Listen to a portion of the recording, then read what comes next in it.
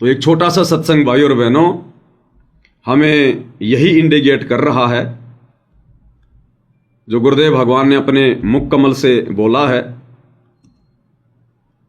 और इस सत्संग में क्या कह रहे हैं गुरुदेव भगवान कि 21 ब्रह्मांड में कोई भी प्राणी विकार रहित नहीं है।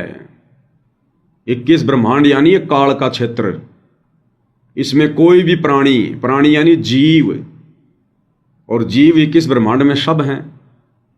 ज्योति निरंजन ये काल भी जीव है, दुर्गा भी जीव है, ब्रह्मा विष्णु महेश भी जीव हैं, 33 करोड़ देवी देवता भी जीव हैं, 9 नाथ 84 सिद्ध भी जीव हैं, 88,000 ऋषि भी जीव हैं, चारों वेदों के ज्ञाता भी जीव हैं। और ये शंकराचार्य, आचार्य, मंडलेश्वर, ये जितने भी संत महंत हैं ये सब जीव हैं। और बाकी 84 में घूम रहे हैं वो तो बेचारे स्वाभाविक जीव हैं। तो गुरुदेव इस सत्संग में कह रहे हैं कि 21 ब्रह्मांड में कोई भी प्राणी विकार रहित नहीं है, चाहे कितनी भी बात बनाओ। कौन कह रहे हैं? गुरुदेव भगवान। अब भाई और बहनों विचार करो, यदि हमारे गुरुदेव भगवान भी 21 ब्रह्मांड के ही एक प्राणी हैं, जैसा कि 90% संगत जो सतलोक आश्रमों से जुड़ी हुई है, पूज्य गुरुदेव जी का कलयुगी परिवार, ये कोऑर्डिनेटर, ये सब यही तो मानते हैं कि गुरु जी का तो जन्म हुआ है। अब जन्म किसका होगा भाई और बहनों? जीव का होगा, एक प्राणी का होगा। भगवान का तो जन्म होता नहीं, कबीर परमेश्वर का तो जन्म होता नहीं, वो तो स्वयंभू है। तो ये लोग मानते हैं कि हमारे गुरु जी ने तो जन्म लिया है 8 सितंबर 1951 को। वो तो इंद्रो माई के गर्भ से पैदा हुए, जेर में लिपट कर आए, गंदगी में लिपट कर। तो विचार करो, गुरुदेव कह रहे हैं कि 21 ब्रह्मांड में कोई भी प्राणी विकार रहित नहीं है, चाहे कोई कितनी बात बनावे। यानी सभी विकारों में धसे हुए हैं। काम, क्रोध, मोह, लोभ, अहंकार, विषय, वासना, सभी विकारी हैं। तो बताओ फिर भाई और बहनों, अगर हमारे गुरुदेव भी 21 ब्रह्मांड के एक प्राणी हैं, जीव हैं, जन्म लेकर आए हैं, तो स्वाभाविक सी बात है हमारे गुरु जी भी एक प्राणी है, एक जीव हैं। हमारे गुरुजी भी विकारों से रहित नहीं है। फिर तो हमारे गुरुजी भी विकारों में धसे हुए हैं। और अगर गुरुजी भी विकारों में धसे हुए हैं तो भला फिर हम भक्तों को कैसे विकार रहित करेंगे? क्योंकि हमें तो विकार रहित वो करेगा जो खुद विकारों से दूर हो। पहले गुरुदेव भगवान के मुख कमल से सुनिएगा, फिर इसके निष्कर्ष को हम भली बात ही समझेंगे सतगुरु महिमा के अंतर्गत। कि वहां देखो विकार सभी में है। 21 ब्रह्मांड में कोई भी प्राणी विकार रहित नहीं है, चाहे कोई कितनी बात बनावे। एक बार फिर से सुन लो भाई और बहनों कि वहां देखो विकार सभी में है। 21 ब्रह्मांड में कोई भी प्राणी विकार रहित नहीं है, चाहे कोई कितनी बात बनावे। तो गुरुदेव कह रहे हैं 21 ब्रह्मांड में कोई भी प्राणी विकार रहित नहीं है, चाहे कोई कितनी बात क्यों ना बनावे। तो भाई और बहनों, हमने यहां से मुक्ति प्राप्त करने के लिए, विकार रहित होने के लिए, सतलोक जाने के लिए हमने किसको अपना सारा मान रखा है? गुरु जी को। और अगर गुरु जी भी किस ब्रह्मांड के प्राणी हैं, यदि उन्होंने भी मां के गर्भ से जन्म लिया है, यदि वो भी एक जीव हैं, क्योंकि जो मां के गर्भ से जन्म लेगा वो जीव है, वो प्राणी है, और वो विकारों से दूर नहीं हो सकता। तो हमने जिनको सहारा मान रखा है कि गुरुजी हमारे को विकारों से दूर करेंगे, बताओ अगर गुरुजी भी उसी 21 ब्रह्मांड के प्राणी है, विकारों में धसे हुए हैं, तो बताओ भाई और बहनों फिर हम विकार रहित कैसे होंगे? अरे हमें तो विकार रहित वो करेगा जो खुद विकारों से दूर है। विकार जिनके आसपास भी नहीं है, निर्विकार निर्विषम काल जाल भय भंजनम, हमें तो वो विकारों से दूर करेगा जो खुद निर्विकार है, निर्विषम है। और एक सत्संग में गुरुदेव भगवान ने हमें क्या बताया? एक सत्संग में गुरुदेव भगवान ने बताया, यदि कोई आदमी दलदल में फंसा हुआ हो, दलदल में ऐसी गीली मिट्टी आती है, उसमें यदि आदमी एक बार फंस जाए और जितना वो बाहर निकलने का प्रयास करेगा, हाथ पैर चलाएगा, वो उतना ही दलदल में नीचे चला जाता है। तो गुरुदेव कहते हैं यदि कोई व्यक्ति दलदल में फंसा हुआ हो तो उसको कौन बाहर निकाल सकता है? उसे वही व्यक्ति बाहर निकाल सकता है जो व्यक्ति दलदल से बाहर हो। और वो फिर एक मोटा सा रस्सा फेंकेगा उसकी तरफ, उसके काखों में बांधेगा या बोलेगा बांध ले ढंग से। और जो दलदल से बाहर है वो उस रस्से के सहारे फिर उसको बाहर खींचेगा बाहर। अगर कोई हमारे बराबर में दलदल में फंसा हो और हम भी दलदल में फंसे हैं और मैं उससे कहूं कि भाई मुझे दलदल से बाहर निकाल दे, भाई मुझे दलदल से बाहर निकाल दे, भाई कितने हाथ जोड़ लो, कितना ही उसको अपना गुरु बना लो, कितना ही कुछ कर लो, जो खुद दलदल में फंसा हुआ होगा वो दूसरे को दलदल से बाहर नहीं निकाल पाएगा। तो क्या कह रहे हैं गुरुदेव भगवान, एक बार उन्हीं के मुख कमल से सुनिएगा। सत्संग सुनने से आत्मा में एक प्रबल शक्ति आती है, एक जागृति आती है। इसको एक विशेष प्रेरणा होती है कि सचमुच ये कर क्या रहे हम। ठीक है, कुछ हमारी मजबूरियां हैं क्योंकि हम विवश हैं। अब इस व्यवस्था के कारण हम सब कुछ जान भी लें और फिर भी कोई दाल नहीं गलती हमारी, क्योंकि जब तक समृद्ध शक्ति साथ नहीं होगी हम इस दलदल से निकल नहीं सकते। चाहे कोई दलदल में धंस गया, उसको मालूम पड़ गया, चाहे पहले नशे में गिर गया, नशा उतरने के बाद उसको पता भी चल गया कि मैं तो इतना दलदल में हूं और जितना हाथ पैर मारता हूं नीचे को जा रहा हूं, तो उस ज्ञान से कोई लाभ नहीं हुआ। उसको निकालने वाला बाहर चाहिए, दलदल से बाहर, और उसके बांध कर रस्सा घसीट कर बाहर डाले। तो आप और हमारे साथ भगवान ऐसे करेंगे, पहले आपका नशा उतारेंगे कि तुम कहाँ बैठे हो, क्या कर रहे हो सारा जीवन, और उद्देश्य क्या था इस मनुष्य जीवन का, और फिर ये सतनाम का रस्सा आपका बांध देंगे काखा के नीचे, और फिर घसीटेंगे आपको इसे बाहर निकालने के धीरे धीरे। ऐसे निकालना पड़ेगा कहीं आपको दुख भी ना हो, और सतलोक जाकर बैठा देंगे आपको। तो वहां जाने के बाद पता चलेगा सचमुच हम सतलोक आ गए। ऐसी दया बख्शेंगे आपके ऊपर यदि आप ऐसे भक्ति करते रहे। तो क्लियर कर दिया भाई और बहनों पूज्य गुरुदेव भगवान ने कि दलदल में फंसे हुए व्यक्ति को वही व्यक्ति बाहर निकाल सकता है जो खुद दलदल से बाहर हो। तो आज हमें 21 ब्रह्मांड रूपी दलदल से, 84 लाख योनियों रूपी दलदल से, नरक रूपी दलदल से आज हमें कौन बाहर निकालने का प्रयास कर रहे हैं? आज हम किसके आश्रय हैं? गुरुदेव भगवान के, सतगुरु रामपाल जी परमेश्वर जी के। और यदि सतगुरु रामपाल जी परमेश्वर ने खुद ही एक मां के गर्भ से जन्म लिया है और विकारों में धसे हुए हैं, क्योंकि जो जन्म लेगा वो तो स्वाभाविक है विकारों में धसा हुआ होगा, वो एक जीव होगा, एक प्राणी होगा 21 ब्रह्मांड का। तो बताओ जो खुद विकारों में होगा, दलदल में होगा, आप और हमें फिर कैसे यहां से मुक्ति दिला देगा? तो क्या संकेत मिलता है कि हमारे पूज्य गुरुदेव भगवान 21 ब्रह्मांड के प्राणी नहीं है। इसलिए गुरुदेव भगवान बार बार कहते हैं कि लीला वो परमात्मा कुछ भी करे, कैसी भी करे, हमारी चरम दृष्टि को धोखा देते हुए हम उसकी लीला का वारन पार प्राप्त नहीं कर सकते। नामा और रैदास रसीला, कोई न जाने सतगुरु की लीला। इसलिए गुरुदेव बार बार कहते हैं कि गुरु मानुष कर जानते ते नर कहिए अंध, कि यदि तुम अपने गुरु जी को अपना जैसा एक मानुष मानकर चलोगे। मानुष कौन होता है? मनुष्य, इंसान, आदमी, जीव जो मां के गर्भ से जन्म लेकर आता है वो होता है मनुष्य।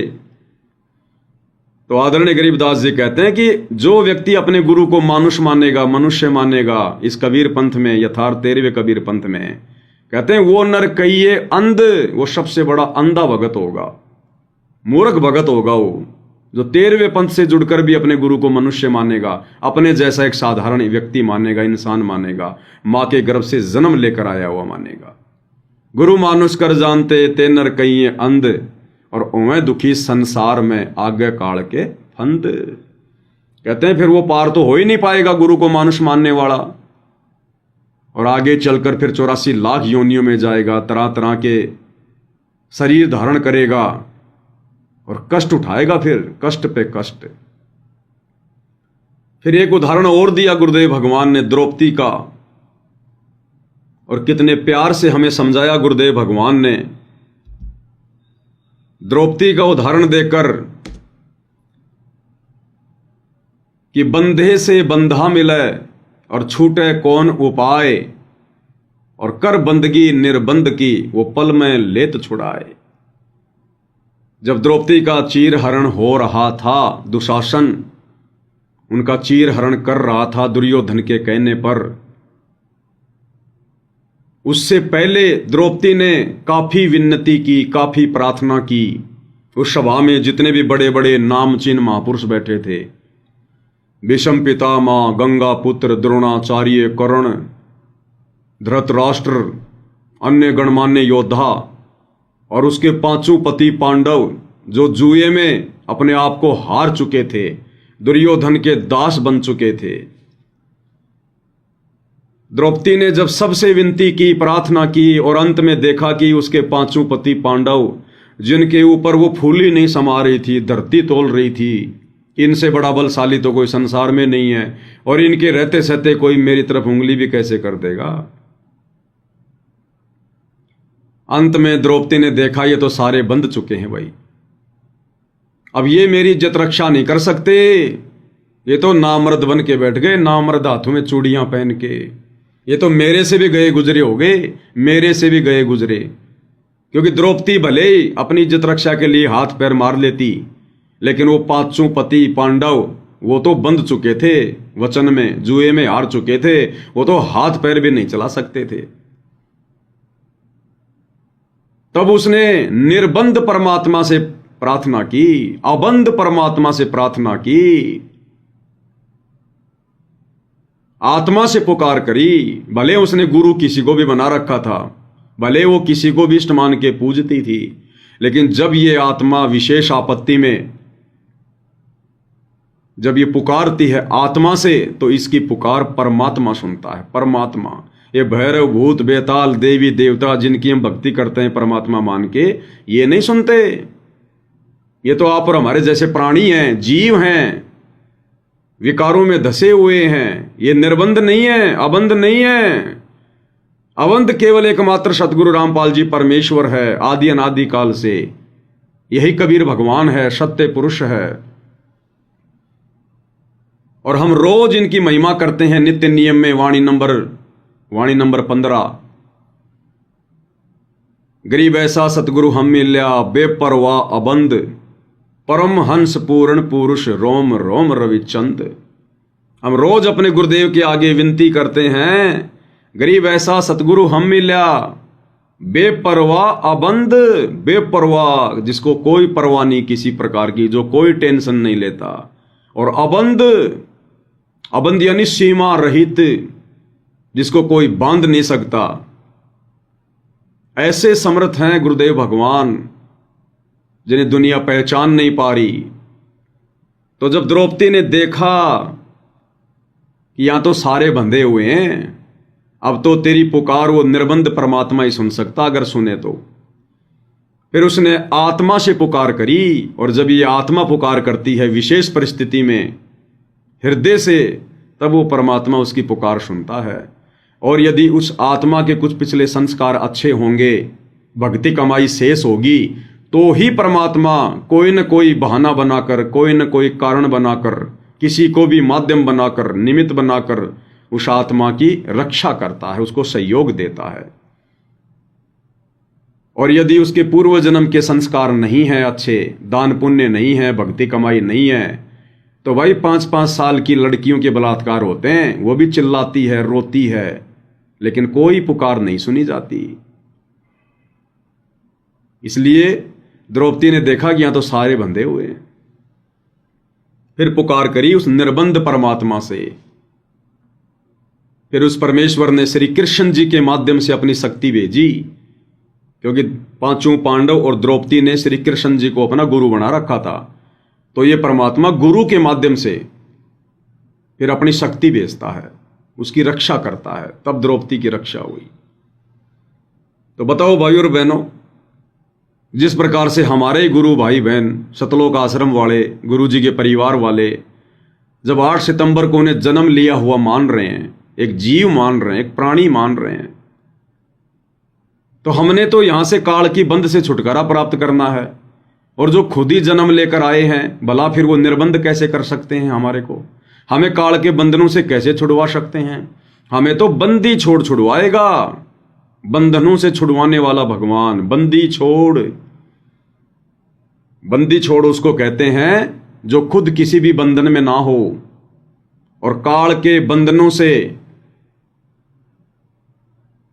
इन समस्त कर्मों के बंधनों से जो हमें छुड़वा सके, उसको कहते बंदी छोड़।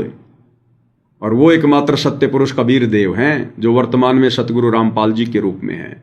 इसीलिए तो हम अपने गुरुदेव भगवान की महिमा करते समय जयकारा लगाते हैं कि बंदी छोड़ सतगुरु रामपाल जी भगवान की जय। अब बताओ, अब हम कैसे कहें कि हमारे गुरु जी मां के गर्भ से जन्म लेकर आए हैं? अगर जन्म लेकर आए हैं तो फिर बंदी छोड़ कहलाने के अधिकारी नहीं है, क्योंकि बंदी छोड़ तो वही हो सकता जो खुद जन्म और मरण के बंधनों से मुक्त हो। जो खुद ही जन्म और मरण में है, भला हमें कैसे छुड़वा सकता है?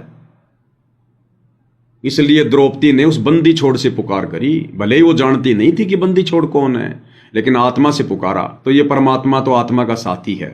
ये तो एक क्षण में सतलोक से चलकर आ जाता है परमात्मा। गोता मारूं स्वर्ग में, जा बैठूं पाताल, और गरीब दास ढूंढता फिरूं अपने हीरे मोतीलाल। तो सतगुरु रामपाल जी परमेश्वर जी ने अपनी शक्ति श्री कृष्ण जी के माध्यम से भेजी और द्रौपदी का सहारा बने। और दुशासन जैसा योद्धा, जिसमें 1000 या फिर 10,000 हाथियों जितना बल था, पसीने आ गए पहलवान के, चीर खत्म नहीं हुआ, कपड़ा खत्म नहीं हुआ, खींचते खींचते थक गया। खींचत खींचत खींच कसीसा, सिर पर बैठे हैं जगदीसा। शंखों चीर पीतांबर डारे, और दुशासन से योद्धा हारे। ऐसे सर्वशक्तिमान दयालु परमेश्वर आज धरती पर आप और हमारा परम सौभाग्य जो पूज्य गुरुदेव जी के रूप में हमें प्राप्त हैं। तो ये छोटी सी कथा, इसके माध्यम से भी आप और हमने विचार करना चाहिए कि आप और हम किसी बंधन वाले परमात्मा की शरण में नहीं है। हमें अबंध परमात्मा मिला है, निर्बंध परमात्मा मिला है। हमें गुरुदेव भगवान मिले हैं हमें, जो हमें काल के हर प्रकार के बंधनों से छुड़वाएंगे। कहते हैं कुपात्र को दिया हुआ दान फलता नहीं, सुपात्र को दिया हुआ फलता है।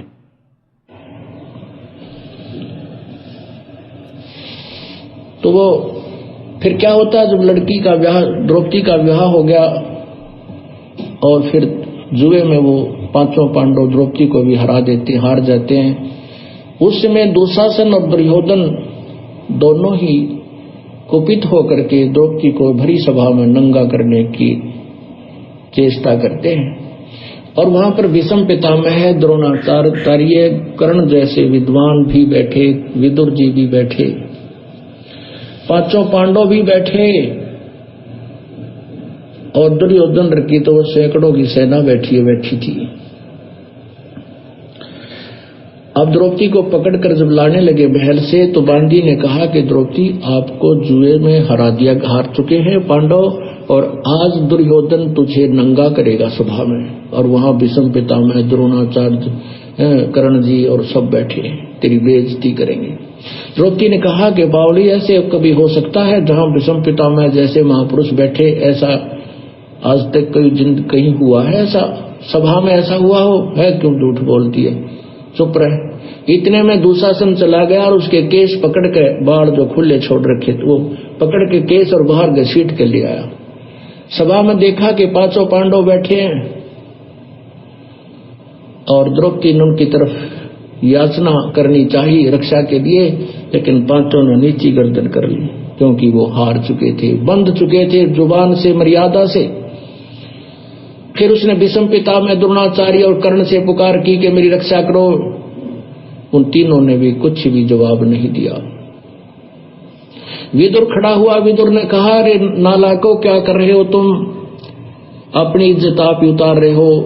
पांडवों और कौरवों की इज्जत में कोई तुम अंतर समझते हो?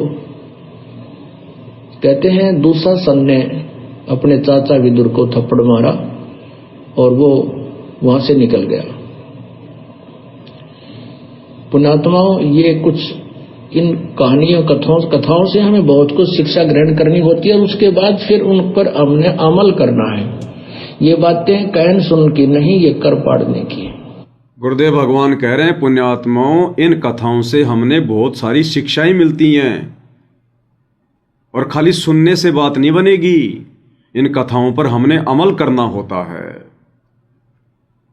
अब गुरुदेव भगवान हमें क्या समझाना चाहते हैं, क्या अमल करवाना चाहते हैं? गुरुदेव भगवान हर प्रकार से आप और हमारा ध्यान अपने चरणों में लगाना चाहते हैं। आप और हमें इतने विश्वासी बनाना चाहते हैं, इतने दृढ़ बनाना चाहते हैं कि अपने गुरु के अलावा कभी भी किसी के आगे हाथ मत फैलाना। अपने गुरु के अलावा उसको समर्थ मानकर, परमेश्वर मानकर कभी किसी अन्य के सहारे की उम्मीद मत करना, अन्यथा वो अंतर्यामी दुखी होगा और तुम कमजोर आत्मा समझी जाओगी। कहे कबीर, सुनो भाई साधो, मैं तो हूं विश्वास में, भले कितनी बड़ी भी आपत्ति क्यों ना आ जाए। अरे जान जानी हो, इससे बड़ी आपत्ति तो नहीं आ सकती हमारे ऊपर कोई, क्योंकि जब शरीर ही नष्ट हो जाएगा फिर क्या बच गया। तो अगर जान भी जानी हो, अगर ऐसी भी आपत्ति आ जाए, तो भी हमने सहारा केवल अपने गुरुदेव का ही तकना है। उम्मीद केवल अपने गुरुदेव भगवान से ही लगानी है। भले चाहे ब्रह्मा विष्णु महेश तीनों देवता आकर हाथ जोड़ के खड़े हो जाएं कि भगत जी आप जो कहोगे हम वो करेंगे, बताओ हमारे लायक को सेवा हो तो बताओ। उनसे हाथ जोड़ लो, भैया ठंडा पानी पीना तो पियो, नहीं तो वापस प्रस्थान करो। मेरे हाल चाल पूछने वाला, मुझे सहारा देने वाला मेरे घट में बैठा है, मेरा गुरुदेव भगवान। घटी ही में गंगा, घटी ही में जमुना, घटी ही में जगदीश सतगुरु तारेंगे। तब गुरुदेव भगवान प्रसन्न होंगे और फिर बाढ़ भी वाकन नहीं होने देंगे, बाढ़ भी। तो गुरुदेव भगवान हमें क्या शिक्षा देना चाह रहे हैं? तो उसमें क्या होता है कि द्रौपदी ने देखा कि ये तो सब बंधे हुए हैं, कोई हार गया जीत में, और वो ब्रह्मा, ये क्या नाम, भीष्म पितामह द्रोणाचार्य और कर्ण, ये दुशासन के दुर्योधन के अन्न खा के उसके पक्ष में उनकी जुबान बंद होगी, क्योंकि उनकी सेवा के वश हो गए। तो परमात्मा कहते, बंधे से बंधा मिले वो छूटे कौन उपाय, और कर बंदगी निर्बंध की जो पल में ले छुड़ाए। अब बंधे से बंधा हुआ प्रार्थना करता है, जैसे चार आदमी खंभे तो बांध रखे पीछे नाथ, और वो आपस में कहते हैं तू मुझे खोल दे, वो कहते तू मुझे खोल दे। नहीं, जो खुला हुआ व्यक्ति है उससे प्रार्थना करो, वो चारों को सभी को खोल देगा। तो तब द्रौपदी ने देखा कि तो झूठी, मैं समझ रही थी कि मेरे पांचों पांडव धरती तोड़ देंगे अगर मेरे ऊपर हाथ कर दिया किसी ने। यही भ्रम मिटाने के लिए परमात्मा ने ये सब व्यवस्था की। जब तक हम इस सब संसारिक अंगे न छोड़कर, जब तक हम एक परमात्मा का सहारा नहीं तकते, तब तक वो साथ हमारा नहीं दे पाता।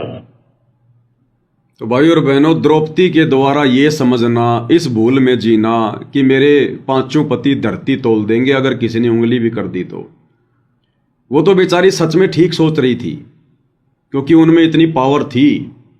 भीम में 10,000 हाथियों जितना पावर थी। कहते हैं भीम हाथी की पूंछ पकड़कर आसमान में फेंक देता था। तो द्रौपदी तो बेचारी भूल में थी। वो द्वापर का समय, राजा की रानी, ऊपर से एक बढ़कर उसके पति। बताओ फिर द्रौपदी भूल में क्यों नहीं होगी? लेकिन वर्तमान कलयुग की बिचली पीढ़ी में आप और हम 2 कौड़ी के जीव, हम किस भूल में बैठे हैं? अरे द्रौपदी का पति भीम तो हाथी की पूंछ पकड़ के आसमान में फेंक देता था। आप और हमारे पीछे तो अगर कोई कुत्ता लग जाए तो जान बचाना मुश्किल हो जाए। तो हमारी तो वैसे कोई औकात नहीं रही कलयुग की पिछली पीढ़ी में। मर्द गर्द में मिल गए रावण से रणधीरम, और तेरी क्या बुनियाद प्राणी, तू जीव जन्म धर लेत। आप और हमारी तो वैसे कोई औकात नहीं है। द्रौपदी तो भूल कर सकती है अहंकार में आकर, लेकिन आप और हमारे को तो वैसे ही कोई सहारा नहीं है कलयुग की पिछली पीढ़ी में। ना हमारे अंदर कोई 2-4 हाथियों जितनी शक्ति, एक कुत्ते से मुकाबला नहीं कर सकते ढंग से, कुत्ते से। बताओ फिर हम किस बहम में जी रहे हैं, हम किसको अपना सहारा मान रहे हैं।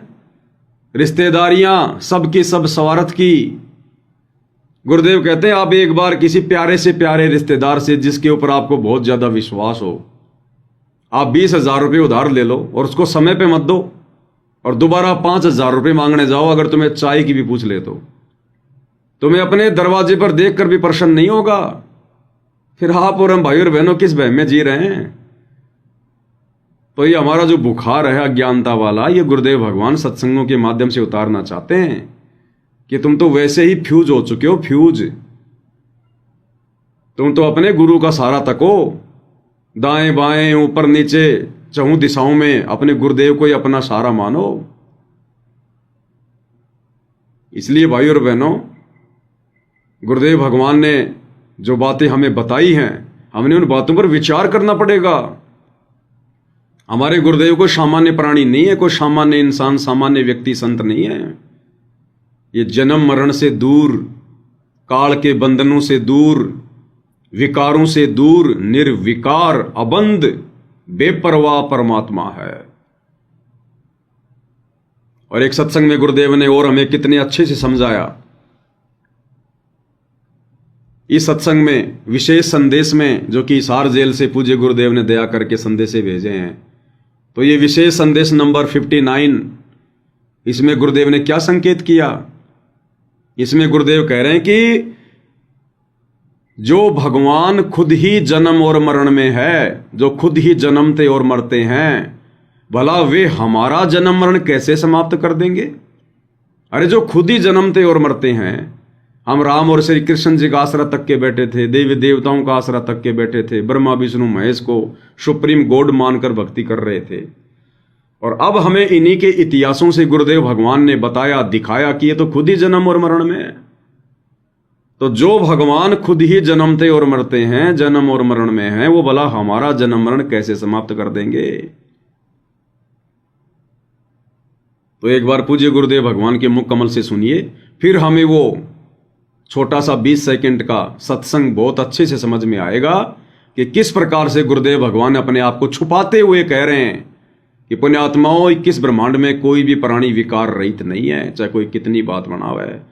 तब हमारी आंखों के सामने क्लियर हो जाएगा कि हमारे गुरुदेव कोई 21 ब्रह्मांड के प्राणी नहीं है, ये तो प्राणियों को उत्पन्न करने वाले परमपिता परमेश्वर हैं। अपने आप को छुपा कर कह रहे हैं परमात्मा। तो इस सत्संग में क्या कह रहे हैं गुरुदेव, जो खुद जन्म और मरण में है, वो भला हमें कैसे जन्म और मरण से बाहर निकाल सकता है। आत्मज्ञान हो गया कि तू जीव है, भक्ति नहीं करेगा तो पशु बनेगा, मुश्किल से मनुष्य प्राप्त हुआ, भक्ति कर। और समाधान सही है नहीं तो उस ज्ञान का फायदा क्या। जैसे मुझे बता दिया किसी ने कि तुझे ये रोग है, और डॉक्टर ने बता दिया, तो मुझे विज्ञान हो गया।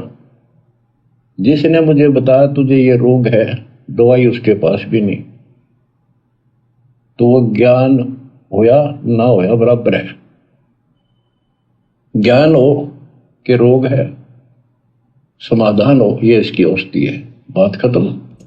आज हमें इस दीर्घ रोग के बारे में किसने बताया, जन्म और मरण के भयंकर रोग के बारे में किसने बताया कि जग सारा रोग यारे, जिन सतगुरु वैद्य न जाना, जग सारा रोग यारे।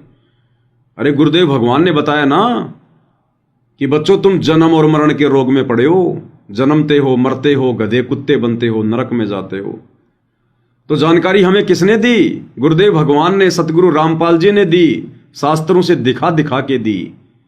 अब यदि हमारे गुरुदेव भगवान के पास में जन्म और मरण का रोग काटने का समाधान ना हो, भक्ति मार्ग ना हो तो क्या फायदा फिर इनके द्वारा ये बताने का।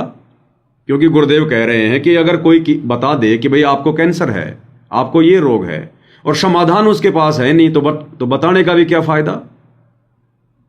तो गुरुदेव यदि हमें जन्म और मरण के रोग के बारे में बता रहे हैं तो समाधान भी तो दे रहे हैं गुरुदेव भगवान। और समाधान किसके पास होगा? समाधान उसी के पास होगा जो खुद जन्म और मरण के रोग से बाहर होगा। वही समाधान दे सकता है और उसी का समाधान हमारे ऊपर काम करेगा। अरे एक आदमी भयंकर कैंसर के रोग से पीड़ित है, रो रहा, चिल्ला रहा है, और दूसरा कैंसर वाला जाकर कहे भाई साहब मुझे भी कैंसर है, उपाय बताओ। और वो कहे मेरे पास बहुत तगड़ा उपाय। अरे बाप रे, मेरे पास बहुत बढ़िया उपाय है, शानदार उपाय। अरे अरे मेरी दवाई लाओ रे, दर्द हो रहा है कैंसर का, तू फला फला के पास चला जा, बिल्कुल कैंसर ठीक कर देगा तेरा। अरे जल्दी लाओ रे। अब बताओ, जो खुद कैंसर का रोगी है, उस रोग से पीड़ित है, और दूसरे को समाधान बताएगा, तो सामने वाला व्यक्ति यकीन करेगा क्या कि ये खुद तो रो रहा है और मुझे ये कैंसर का समाधान बता रहा है। अगर इसके पास समाधान होता तो खुद ही ना प्राप्त कर लेता। तो गुरुदेव भगवान यदि हमें इस जन्म मरण रूपी कैंसर के रोग का समाधान बता रहे हैं या जानकारी दे रहे हैं, तो समाधान भी तो होगा फिर गुरुदेव के पास में। और समाधान किसके पास होगा जन्म और मरण का? जो खुद जन्म और मरण के रोग से दूर होगा। ना सतगुरु जननी जनय जाके माना बाप, पिंड ब्रह्मंड से रहित है ना वाते नो ताप। ये सतगुरु की परिभाषा है कि सतगुरु कहलाने का अधिकारी वही होगा जो जन्म और मरण से दूर होगा। ना जन्म ना मर वो दाता, सो सतगुरु कहलाता रे। हरि को गुरु विहीन नहीं भाता रे हरि को। ना जन्मे ना मरे वो दाता, सो सतगुरु कहलाता। तो सतगुरु रामपाल जी परमेश्वर इसलिए स्वयं कबीर देव हैं, स्वयं सत्य पुरुष हैं, जो जन्म और मरण के इस रोग से दूर हैं। तभी तो हमें समाधान बता रहे हैं, और इनका समाधान हमारे ऊपर असर भी कर रहा है, हमें अच्छा भी लग रहा है, और इनके बताए अनुसार हम वो जन्म मरण को दूर करने वाली दवा, भक्ति रूपी दवा भी ले रहे हैं, कोर्स कर रहे हैं। तो क्या कह रहे हैं फिर आगे गुरुदेव कि जो खुद ही जन्म मरण में है वो भगवान नहीं हो सकता। आप और हम अपने गुरुदेव को भगवान कहते हैं ना।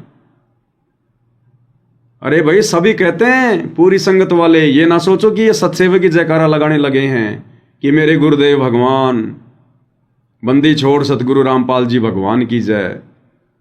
हमने तो इनको वास्तव में परमेश्वर मानकर, भगवान मानकर और भगवान कहकर जयकारा लगाना शुरू किया है। लेकिन बाकी संगत तो देखा देखी में भगवान कह रही है, रोजाना कह रही है संध्या आरती के समय, मेरे गुरुदेव भगवान भगवान, दियो काट काल की फांसी। रोज संगत अपने गुरु जी को भगवान कह रही है और कह रही है कि काल की फांसी काट दो। अब काल की सबसे बड़ी फांसी क्या? जन्म और मरण की। अब जन्म और मरण की फांसी कौन काटेगा? जो खुद जन्म और मरण से दूर होगा। और हम किससे अरदास कर रहे हैं? अपने गुरु जी से अरदास कर रहे हैं। और फिर भी हम गुरु जी का जन्मदिन मना रहे हैं। फिर भी हम मूर्ख कहते हैं कि 8 सितंबर को संत रामपाल जी ने जन्म लिया है। अरे जो खुद ही जन्म और मरण में है, फिर वो भगवान कैसे हो गया? वो हमारा जन्म मरण का रोग कैसे काट देगा? तो ये होता है गुरु को मानुष मानना। इसलिए गरीबदास जी कहते हैं, कबीरा ते नर अंध हैं जो गुरु को कहते, और जो अपने गुरु को परमात्मा के अलावा और समझते हैं, जो एक जीव समझ रहे हैं, कहते हैं वो मूर्ख हैं, अंधे हैं, उनकी भक्ति सफल नहीं हो सकती। तो अब गुरुदेव भगवान क्या कह रहे हैं? तो अब आत्मज्ञान के हमारे जन्म और मृत्यु का रोग लगा है, इसको कौन समाप्त कर सकता है? जो स्वयं जन्मते मरते हैं वो भगवान नहीं हो सकते। क्या कह रहे हैं गुरुदेव? जो स्वयं जन्मते और मरते हैं वो भगवान नहीं हो सकते। तो भाई सतलोक आश्रम से जुड़े हुए भाई बहनों, आप लोगों से हाथ जोड़ के प्रार्थना है आप लोगों को संध्या आरती के लास्ट में ये वाणी बोलने का कोई अधिकार नहीं है कि मेरे गुरुदेव भगवान दियो काट काल की फांसी। अरे आप तो अपने गुरुजी को जन्म लिया हुआ मानते हो। आप लोग तो इन आश्रमों में 8 सितंबर को गुरुजी का जन्मदिन मनाते हो। आपको कोई अधिकार नहीं है ये शब्द बोलने का, मेरे गुरुदेव भगवान दियो काट काल की फांसी। क्योंकि जो जन्मता और मरता है वो कभी किसी का जन्म मरण का रोग ठीक नहीं कर सकता, वो भगवान हो ही नहीं सकता। स्वयं सतगुरुदेव भगवान कह रहे हैं वो हमारा जन्म मृत्यु का रोग समाप्त नहीं कर सकता। जो स्वयं जन्मते मरते हैं वो भगवान नहीं हो सकते, पर वो हमारा जन्म मृत्यु का रोग समाप्त नहीं कर सकता। जो स्वयं जन्मते मरते हैं वो भगवान नहीं हो सकते, पर वो हमारा जन्म मृत्यु का रोग समाप्त नहीं कर सकता।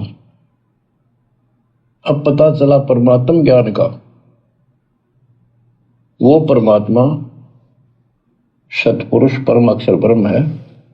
वो परमात्मा सत्य पुरुष परम अक्षर ब्रह्म है और वर्तमान में सतगुरु रामपाल जी के रूप में धरती पर सशरीर प्रकट है। और हम सत्सेवक भाई बहनों का परम सौभाग्य कि आज हम उनकी शरण में हैं और हम उन्हें परमेश्वर सत्य पुरुष परम अक्षर ब्रह्म मान चुके हैं। इसलिए केवल उन्हीं आत्माओं को यह अधिकार है अपने गुरु को भगवान कहने का, परमात्मा कहने का, उनकी महिमा करने का, जो अपने गुरु को जन्म और मरण से बाहर मानते हैं, जन्म और मरण के रोग से छुटकारा दिलाने वाला मानते हैं। उन्हीं आत्माओं को अधिकार है। जो लोग खुद ही इन आश्रमों में गुरु जी का 8 सितंबर को जन्मदिन मना रहे हैं अवतरण दिवस के बहाने, और बात बात पर कहते हैं हमारे गुरु जी का जन्म गांव धनाना में हुआ, हमारे गुरु जी का जन्म संत रामपाल जी का जन्म 8 सितंबर 1951 को गांव धनाना में हुआ, इंद्रोमाई की कोख से हुआ।